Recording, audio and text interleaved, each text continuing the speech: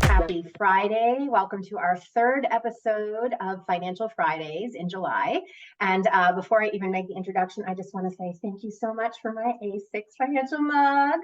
I love it. Love it. Love it. I love the fun branding, but really the reason behind it is because financial services, taking a hard look at your numbers and having difficult, scary conversations is not always the most pleasant thing. And I've always kind of thought myself as like the not so boring CFO. And so I tried to make it, I tried to have the company a little more engaging and fun. And I show up in my A6 t-shirts and my gear. So yeah, that's the Mine. person behind it. So love it. And so when you see someone that has a shirt or a mug or whatever, you know they're a friend of A6. Like they're a friend of the family because they're my stuff is one of a kind made.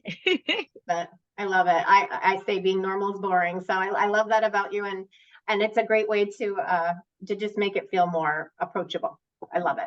So thank you. Thank you for my mug. Thank And you. I didn't even get the intro in at the beginning. So everyone, if you have missed any of our first two series or the original introduction into the Financial Friday series, please help me welcome Stacy Linderman, founder and principal consultant of A6 Financial and Business Optimization.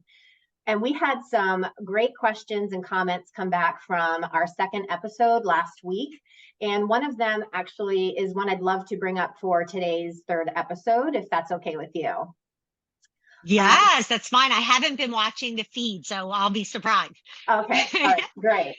So someone wrote in sharing that they have a smaller company. They're not at the $5 million mark. What I like is they said yet.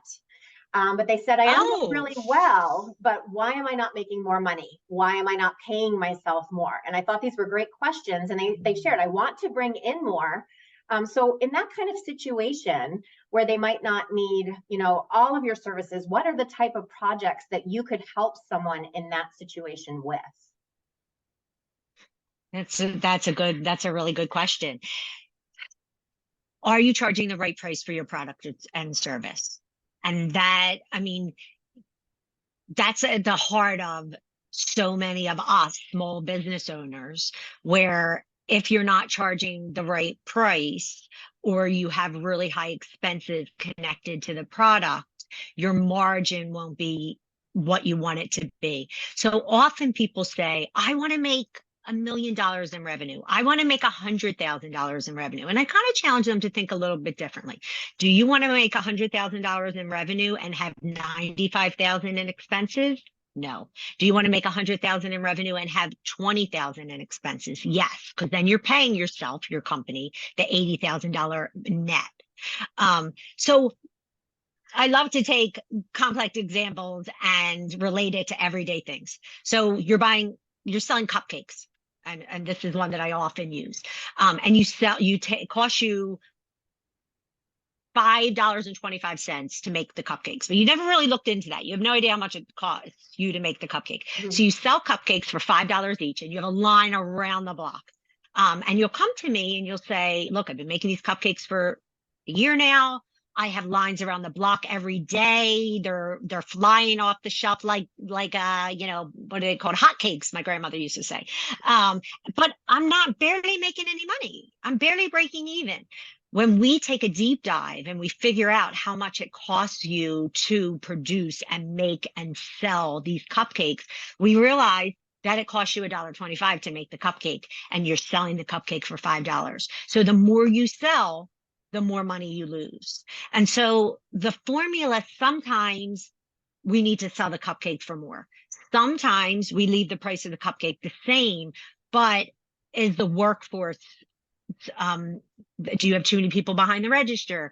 Are you paying people too high or too low? Is your retention and turnover, your people are great, but you have so much turnover that it's spending so much money to hire and train and get people behind the register that it's costing you more to make the cupcake. So we look at the supply chain. And when you, as a service provider, like you might say, well, I don't sell cupcakes. I sell my time, my services, my expertise. How much does that cost you? And we monetize the different aspects, and then we could come up with a formula that helps you make more money. Wow. And so you can do just that portion of things for a client versus, needing to come up with the budget and cast it Yes, out. And it's not overnight. I mean, it is not overnight. There's times where I will ask for a laundry list of, can I see your liability insurance? Can I see your payroll registry? I want to know, in the cupcake business, just say, I need a list of the supplies that go into the cupcake. How much are you paying for that sugar? So there are times where the poor client, I'm bribing them with t-shirts and I'm telling them it's going to be okay. It's going to be okay. And it's not until the end of the process, or when we come up with these magic numbers, do they realize, oh, that's why she asked me for how much I paid in unemployment, and that's why she asked me for a copy of this contract. You want my car insurance? What does that have to do with anything? So all these little, no stone unturned, so all these little stones lead to the big picture. That makes absolute sense. And I love that that's an area that, like in my situation, my business is still smaller. I was able to gross for my company, 7 figures in the first 9 months, but it's a different kind of business. And so I know at this point in my business, I wouldn't necessarily need the full gamut.